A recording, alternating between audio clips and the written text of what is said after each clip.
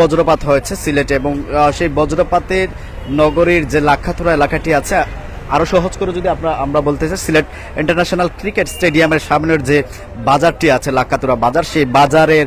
বজ্রপাতের আঘাতে প্রায় 9 থেকে 10টি দোকান সেখানে ক্ষতিগ্রস্ত হয়েছে এবং একই সাথে আমরা আপনাদেরকে দেখাচ্ছি এখানে প্রায় 4টি সিএনজি একেবারে কিন্তু পুড়ে ছাই হয়ে গেছে। এছাড়াও আসলে যে দোকানগুলোতে আসলে আগুন লেগেছে, যে দোকানগুলো ক্ষতিগ্রস্ত হয়েছে, সেই দোকানগুলোতে যেহেতু এখানকার দোকান বেশিরভাগই আসলে সিএনজি এবং এখানে সিএনজির যে পার্টসের দোকান, তো সেহেতু আসলে এখানকার ক্ষয়ক্ষতি যেমনটি আসলে আমরা এখানে এসে জানতে পেরেছি এবং যারা আসলে এখানে মালিক রয়েছে তাদের সাথে কথা বলে যেমনটি জানতে পেরেছি আসলে কোটি টাকার উপরে তাদের ক্ষয়ক্ষতি হয়েছে। সব মিলিয়ে আসলে আজকের সকালের যে বজ্রপাত, সিলেটের এই বজ্রপাতে একসাথে এত ক্ষয়ক্ষতি এর আগে কিন্তু সিলেটবাসী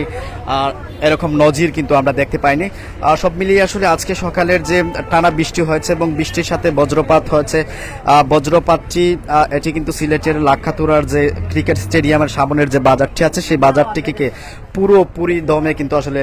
বিধ্বস্ত করেছে এবং এখানে প্রায় 9 থেকে 10টি দোকান ছিল এবং 9 থেকে 10টি দোকানের পরিস্থিতি একেবারে কিন্তু ভয়াবহ এবং যা কিছু ছিল দোকানের ভিতরে সব কিছুই কিন্তু আসলে পুড়ে আংরা হয়ে গিয়েছে।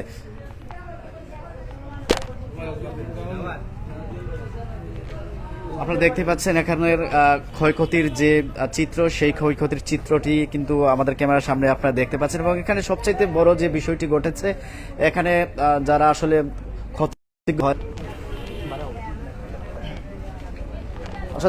ক্ষতিগ্রস্ত হয়েছে তাদের সাথে কথা বলার কোনো পরিস্থিতি কিন্তু এখানে নেই, কারণ সব কিছু ঘটনার সূত্রপাতটি কি আসলে সঠিক এটা হবো। কেউ বলতেছে আপনার এই কারেন্টের লাইন থেকে, কেউ বলতেছে আপনার সকালে দেখছে বাজ ভরিয়া, বুঝছেন? কাঠটা সত্যি আর কাঠটা মিশা সঠিক কওয়া যান না।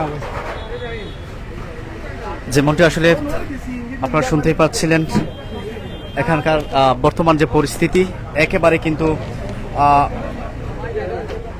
হৃদয় বিতারক ঘটনার সাক্ষী হয়েছে লাক্ষাতুরার এই বাজারের বাসিন্দারা এবং এই বাজারের ব্যবসায়ীরা এবং সবচাইতে বড় যে বিষয়টি হচ্ছে এখানকার স্থানীয় যারা বাসিন্দা ছিল